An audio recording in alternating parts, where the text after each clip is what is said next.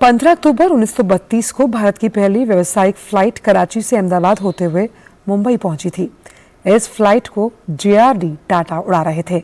आज़ादी के बाद भी काफ़ी समय तक देश में नागर विमानन सेवा आम आदमी की पहुंच से बहुत दूर थी, लेकिन 2014 के बाद प्रधानमंत्री ने आम आदमी के सपने को पूरा करने का संकल्प लिया और आज भारत तेजी से विमानन क्षेत्र में नए कीर्तिमान गढ़ रहा है। देखिए रिपोर्ट। 15 अक्टूबर 1932 देश की पहली व्यावसायिक flight Tata air service Karachi से अहमदाबाद होते हुए मुंबई के जुहू एयरशिप पहुंची। जे.आर.डी. टाटा देश की पहली व्यावसायिक फ्लाइट उड़ा रहे थे। इसी के साथ देश की पहली विमान सेवा की शुरुआत हुई। जे.आर.डी. टाटा और नेवल विंसेंट ने मिलकर टाटा सन्स लिमिटेड के तले ये विमान सेवा शुरू की थी। लेकिन आजादी के कई दशकों बाद भी भारत में नागरिक उड्डयन क्षेत्र में सेवाएं सीमित रही।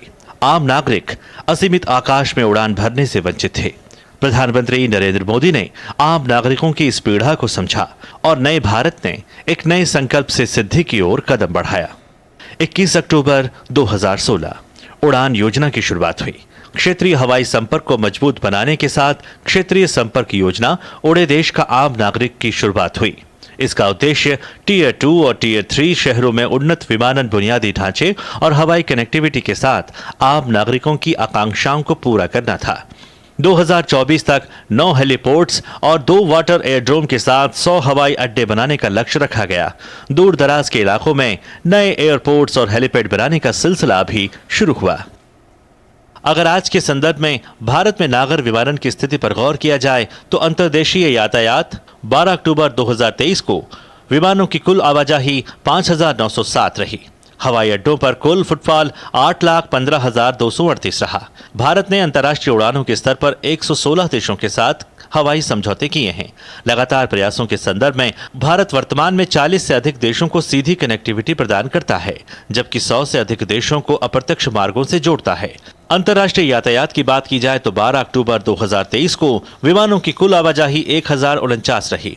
हवाई अड्डों पर कुल फुटफॉल 1,71,866 रहा। उड़ान योजना के तहत अब तक 75 हवाई अड्डे हैं, 493 मार्ग हैं, 11 प्रचालक हैं, 2,23,000 उड़ानें हुई हैं, जिसमें 30 सितंबर 2023 तक 128.62 लाख यात्रियों ने सफर किया है।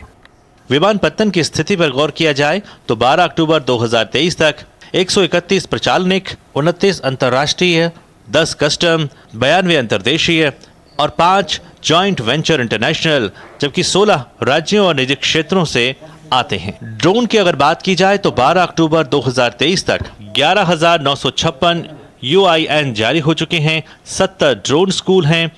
कृषि विकास की दिशा में अप्रत्याशित कदम बढ़ाते हुए कृषि उड़ान योजना की भी शुरुआत की गई।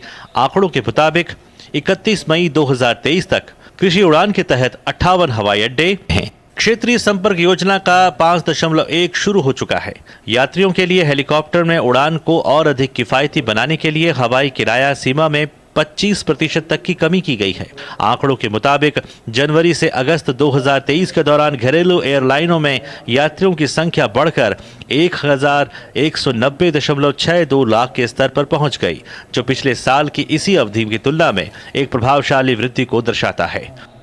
उत्तर हो या दक्षिण, पूर्व हो या पश्चिम या फिर नॉर्थ ईस्ट के इलाके, भारत सरकार के नागर विमानन मंत्रालय के तहत देश के हर हिस्से में हवाई कनेक्टिविटी को मजबूत करने का प्रयास लगातार जारी है। Chandrashekhar, DD news.